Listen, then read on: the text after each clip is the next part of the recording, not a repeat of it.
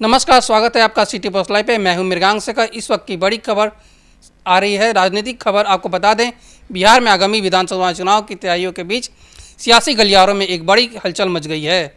चुनाव आयोग ने राज्य की 17 राजनीतिक पार्टियों को नोटिस जारी कर उनके पंजीकरण की वैधता पर सवाल खड़े कर दिए हैं।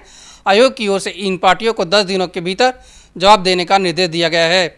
यदि ये पार्टियां समय पर और संतोषजनक जवाब नहीं दे पाती हैं तो उनका रजिस्ट्रेशन रद्द किया जा सकता है। इस पर बातचीत करने के लिए हमारे सहयोगी मुस्कान मौजूद हैं। बिल्कुल मृगांक, की खबर काफ़ी बड़ी है और काफ़ी ज़रूरी खबर है जो हमारे दर्शकों को पता होनी चाहिए। ये खबर जो आ रही है, ये चुनाव आयोग, देखिए अभी चुनाव का समय है, बिहार विधानसभा चुनाव काफ़ी करीब आ चुका है और डेट अभी तक आया नहीं है, लेकिन कहीं ना कहीं माना जाए तो अक्टूबर नवंबर तक चुनाव हो जाएगा, चुनाव शुरू हो जाएगा।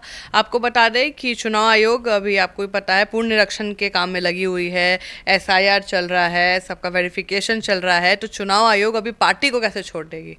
वोटर्स तो हो गए, अब पार्टी की बारी है। तो पार्टी आपको बताते 17 राजनीतिक पार्टी हैं जिनको चुनाव आयोग ने नोटिस जारी किया है। 10 दिनों का मोहलत दिया है कि 10 दिन के अंदर आप जो जो सवाल किए गए हैं उन पार्टियों से, उनको जो नोटिस मिला है उनको वो जवाब देना है। अगर वो सेटिस्फैक्ट्री लगा तो चुनाव आयोग कुछ नहीं करेगा, ठीक है भाई आप कंटिन्यू रहिए। अगर उनको सेटिस्फैक्ट्री नहीं लगता है तो वो रजिस्ट्रेशन भी आपका रद्द कर देंगे, आपको चुनाव में मतलब नहीं आगे बढ़ने दिया जाएगा। क्योंकि चुनाव आयोग ने जो पता किया है कि कुछ जो पार्टियां हैं उनका पता या उनके पदाधिकारी की जानकारी अधूरी है और कुछ तो फर्जी भी है, ठीक है। तो चुनाव आयोग ने 17 क्षेत्रीय पार्टी हैं जो अभी कुछ अनाउंसमेंट नहीं कर रही है, कुछ बात नहीं कर रही है, पिछले चुनाव में काफ़ी एक्टिव थी, इस चुनाव में नहीं दिख रही है, तो उनके लिए नोटिस जारी किया गया है। कुछ पार्टियां उसमें से वो भी हैं, तो उनके लिए जारी किया है जी। अगर यह पार्टी आयोग को समय पर जवाब नहीं दे पाती हैं तो क्या हो सकता है? देखिए, अगर चुनाव आयोग को पार्टियां समय पर जानकारी नहीं देती है तो उनका रजिस्ट्रेशन रद्द किया जाएगा, चुनाव लड़ने से वंचित कर दिया जाएगा, चुनाव चिन्ह मिलने का जो अधिकार है वो छीन लिया जाएगा और जो भी सुविधा आयोग देती है राजनीतिक पार्टियों को चुनाव के समय वो सब ले लिया जाएगा। चुनाव आयोग की गाइडलाइन क्या है? देखिए, ये सब हर पार्टी को पता है और जनता को भी पता होना चाहिए कि चुनाव आयोग की जो गाइडलाइन है काफ़ी सिंपल है। कोई उसमें बहुत बड़ा फॉर्मेट नहीं है कि पार्टियां उनको फॉलो अप ना करें। सिंपल है कि हर पार्टी को हर साल जो डिटेल्स है, अपना एनुअल इनकम, कितना पैसा आ रहा है, कितना वो खर्च कर रहे हैं, कहाँ से पैसा आ रहा है, कौन फंडिंग कर रहा है, ये सब चुनाव आयोग नज़र रखता है। क्योंकि पार्टी के नाम पे बहुत फंडिंग आते हैं, आपको भी पता है, हर पार्टी को आता है, भी कोई भी पार्टी हो, क्षेत्रीय पार्टियों के पास भी बहुत पैसे आते हैं, NGO से पैसे आ रहे हैं, भाई समाज सेवा से पैसे आ रहे हैं। तो उसका आपको पूरा डिटेल्स आपको चुनाव आयोग को देना है।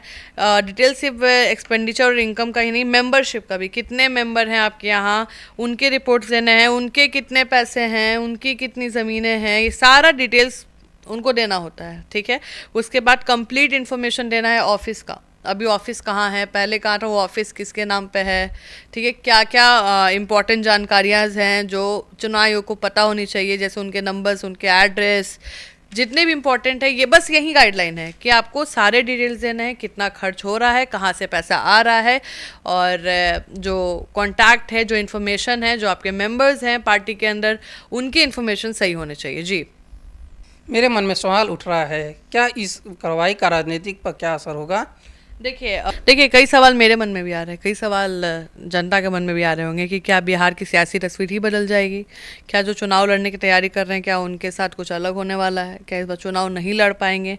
ये पूरी कवायद क्या एक चुनावी हथकरा बन के रह जाएगी या इस पर सच में एक्शन भी लिया जाएगा? क्योंकि कई बार होता है ना कि आयोग कुछ कुछ गाइडलाइंस देती है और वो उतना इंपॉर्टेंट नहीं होता है, वो पार्टियां इग्नोर भी कर देती हैं। तो क्या अभी जो आयोग है, क्या वो सीरियस गाइडलाइन जो दी है, क्या जो नोटिस दी है बहुत इंपॉर्टेंट है, क्या उनको फॉलोअप किया जाएगा टाइम से या थोड़ा अपडेट किया जाएगा?